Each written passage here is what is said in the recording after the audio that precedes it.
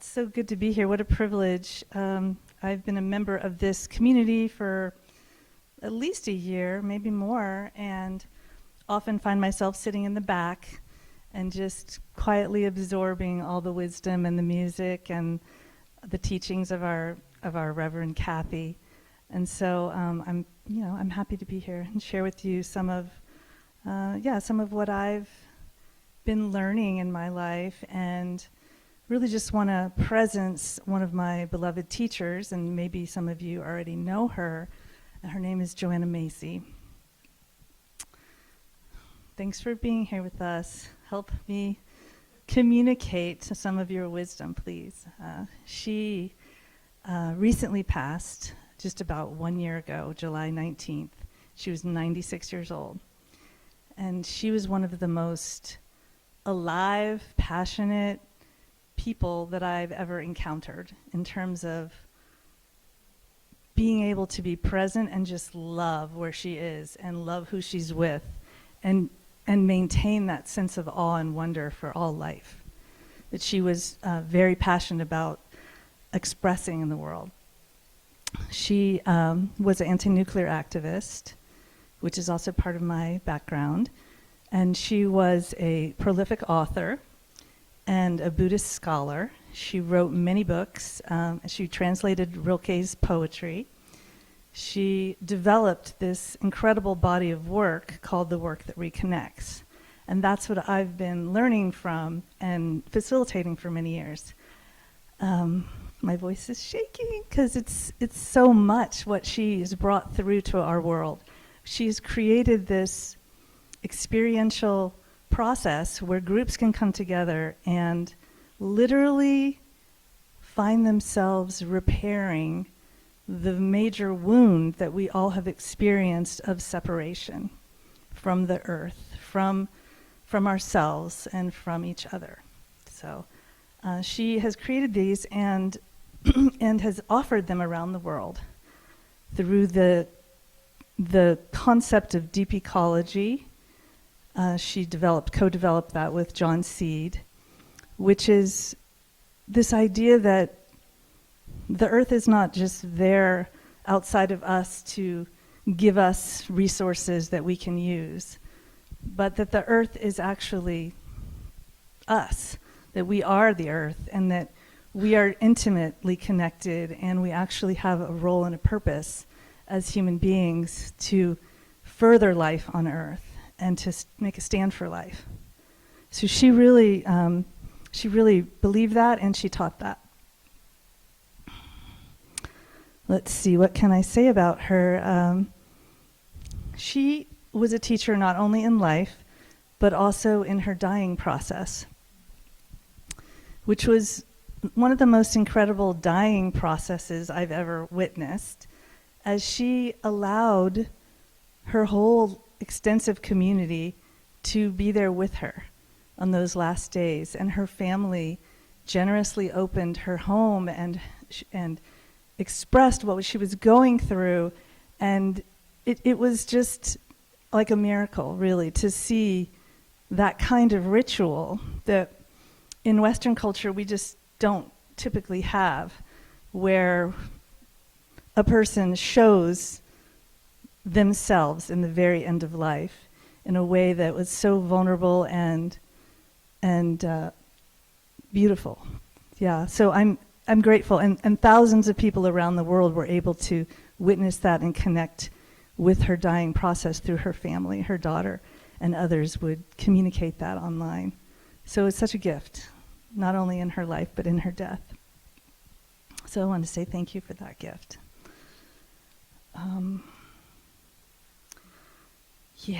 Take a breath. So,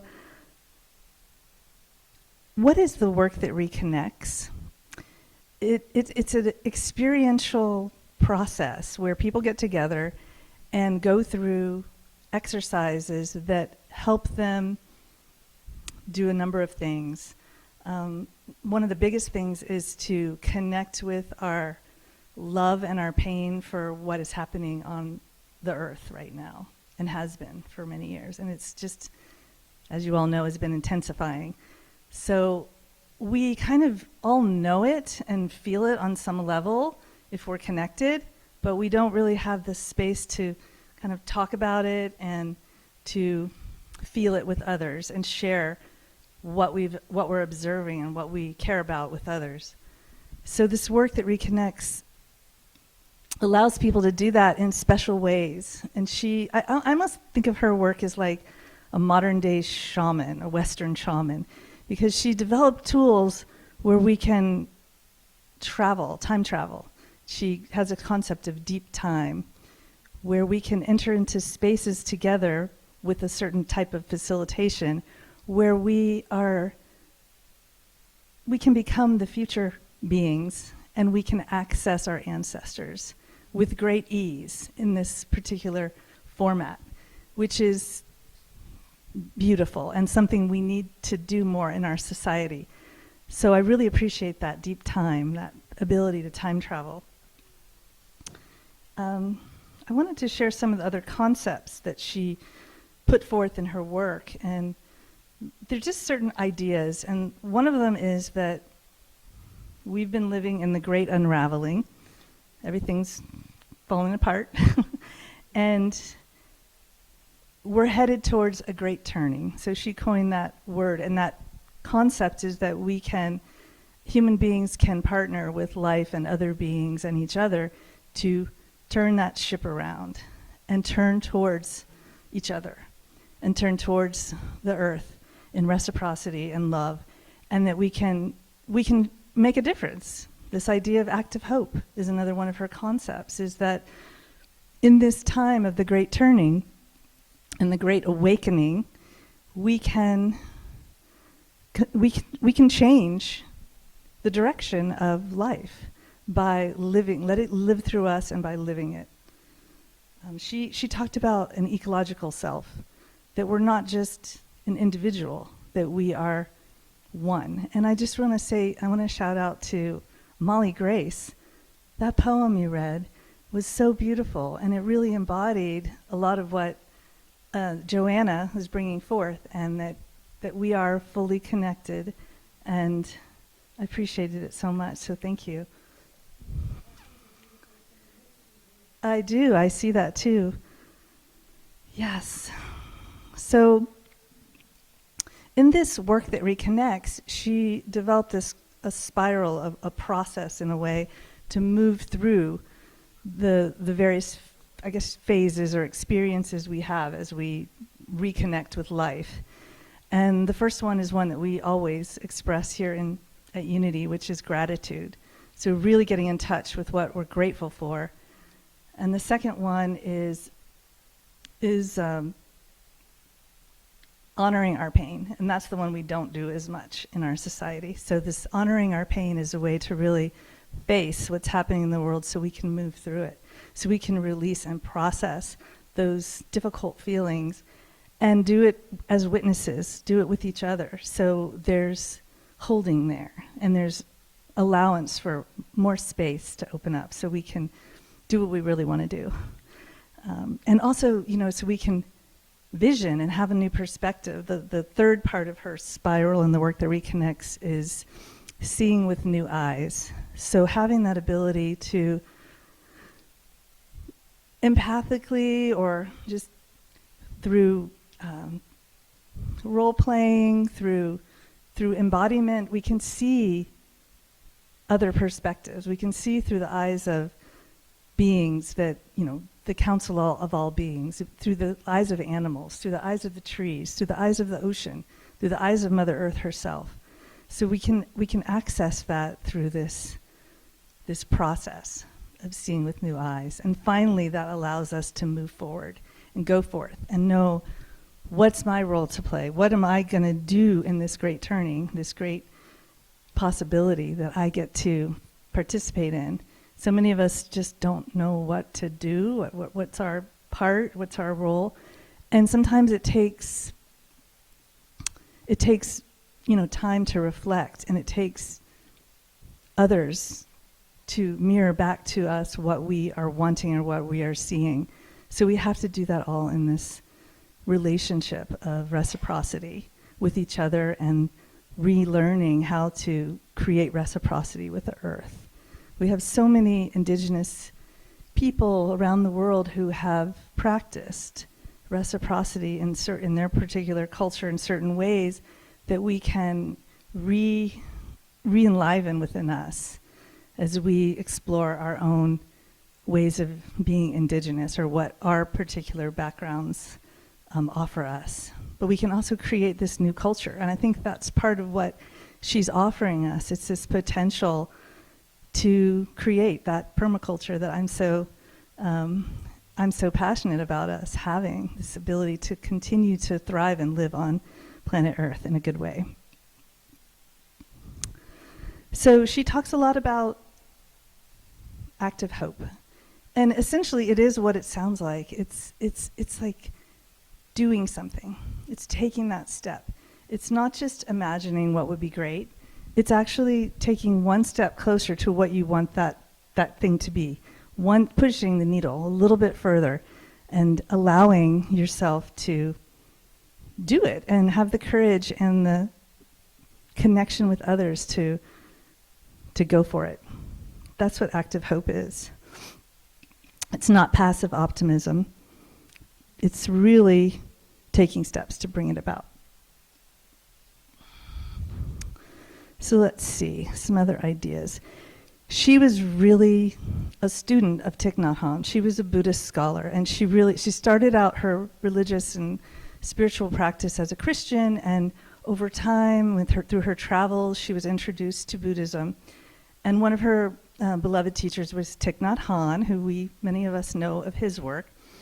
And she wrote theses on this, and she really wanted to bring forward this idea of co-arising and interbeing, that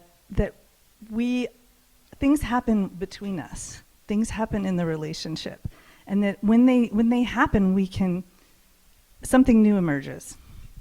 And she was very, very passionate about making sure that we understood that in a scientific way, because she was a general whole systems theorist. I was so lucky to get to study with her. I went in Oakland in 1996, I think. There was Matthew Fox had a University of Creation Spirituality, and she offered a class. And you know how you have to sometimes travel far away to learn about something, and then you come home and there it is. So I had traveled to an intentional community in Scotland that is part of my spiritual path, the Fintorn Foundation. And while I was there, I was introduced to Joanna's work. And then when I came home to Oakland, California, I realized she was my neighbor, and in Berkeley, just a few blocks away. And not only that, she was teaching at this amazing kind of experimental university. Yeah, so do any of you know about it? Sounds like you do, Steve. You know about wow, wasn't that a time? She was really able to express herself in her fullness. So, let's see. So interbeing, co-arising, and she had these other three big concepts that helped me understand, again, what am I supposed to do with all of this chaos and intensity? And she broke it down into three actions, possibilities that we can move into. And they're not in order, so we can access them at any time. And the first one is just simply saying no to things that are harmful, just saying no to things that don't work for us as human beings or for all beings, really. That's being an activist. That's stopping glyphosate and being sprayed around Ashland here recently. That's saying no to militarism and all the things that have been harming us. Just say no. And not only just say no, but actually stop it. Put your hand out and say, absolutely not. This is not happening on my watch, in my community, with my family. That is a holding action. That's something that's important for us as human beings to do. We can't just let this chaos rule. But her second step was, or her second possibility, was to create life-affirming alternatives, to build the future we want to see, to experiment, to try things differently, and to do that together in a collaborative and life-affirming way. And then the third part that she talks about is what we do here so easily, I think, is raise our consciousness. So really go inside and ask, contemplate, what are my actions? Contemplate, our whole existence, really, and raise that consciousness. So all three of those things, saying no, holding actions, creating the new world, designing things, building things that work the way we want them to and that we think will help sustain life, and raising our consciousness. All three of them are really important.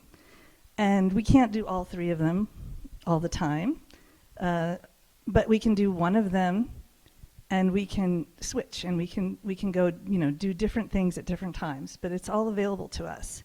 And she really wanted us to know that and to practice that. How am I doing? Are you still with me?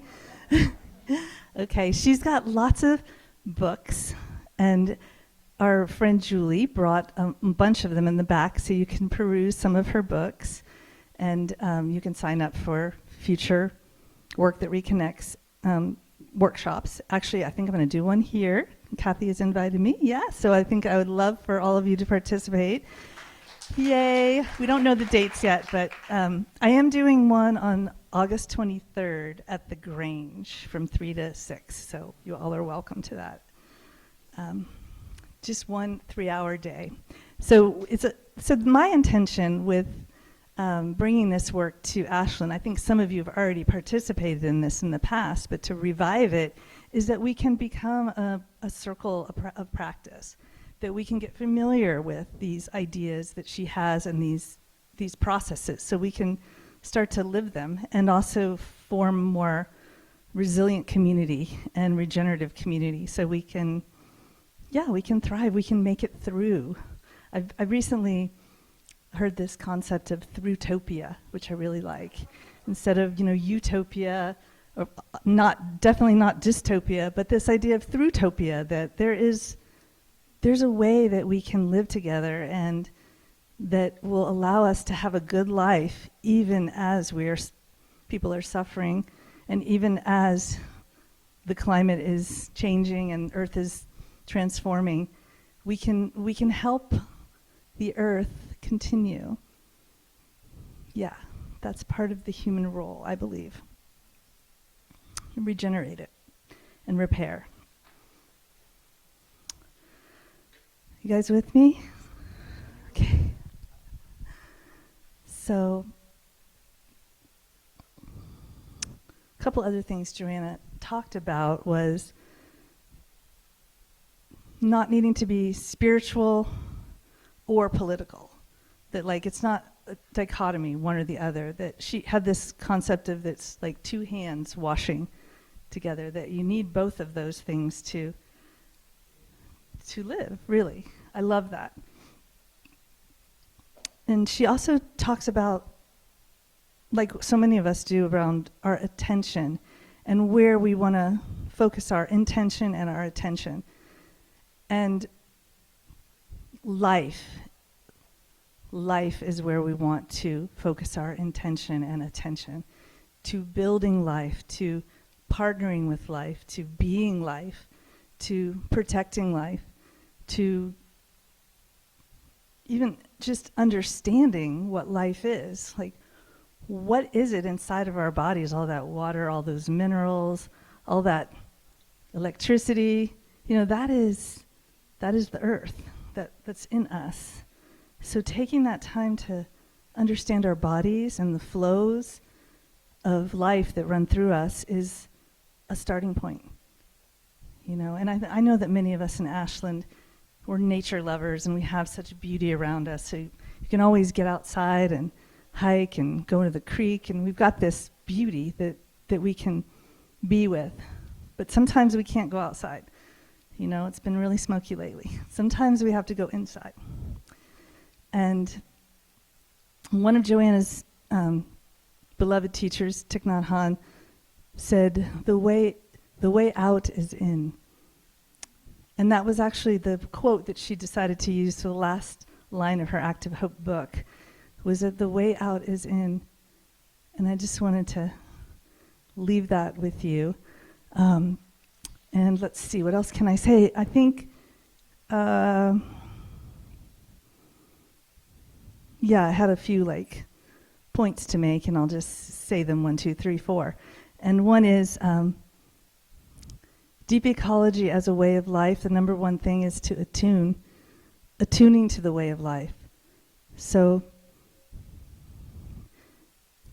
listening to the voice inside of us and acting on it. Attunement. And the second one is creating circles of community, which I think we're really good at here. And it seems like we're expanding thanks to the work of Kathy and everyone who's building this community, which is so beautiful. And then the third one is practicing these work that reconnects exercises I've been talking about. And a big part of that is relearning, and is also grieving what we've lost. And it's celebrating our lives, celebrating that we are here and that we can continue. And what is it that we want to continue into? Celebrating that. And let's see, what else? Oh yes, my permaculture background has this saying, which I really, I think it came from biomimicry actually, but it's this concept of creating the conditions conducive for life. So in an ecosystem, you need certain things for life to flourish. And as we move through this unknown, this totally uncertain, unprecedented change, what conditions do we need to create that are conducive to life? It's a question, we don't have all the answers right now, but it's a question that I want us to keep asking and to keep talking about with each other. What are the conditions conducive to life? And of course, love. Joanna was a fierce lover of life. She was extremely joyful, and somebody described her as having a hard back and a soft front. So she was kind of fierce, and also she would gently reach out and grab your face and just say, "Oh, honey," she's so sweet and so there and present, and also so wise, so intelligent, and so ready for us to shift and change. She was a badass. One of the reasons I really appreciate her as one of my elders. How am I doing on time? Couple more minutes? Okay. So Kathy had mentioned don't do a workshop type thing. That's my mode of having everyone get together and talk about and go through a process. So I'm not going to do that, but I would ask you to close your eyes for just a minute and just have some time to let all this soak in. Maybe with your eyes closed, put your 2 hands out in front of you as you're offering some water. Maybe you're holding some water in your hands.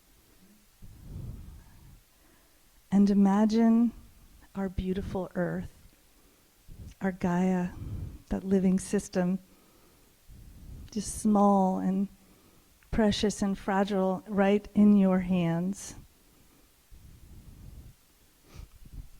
And I want you to just love her. Just maybe cradle her a little bit. Maybe find a way to protect her.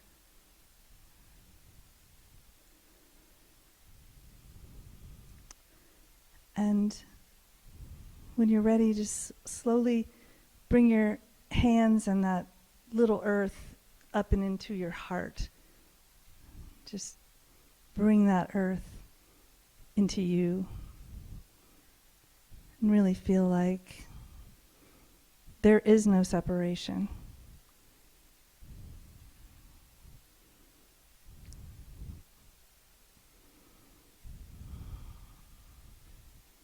When you're ready, you can open your eyes.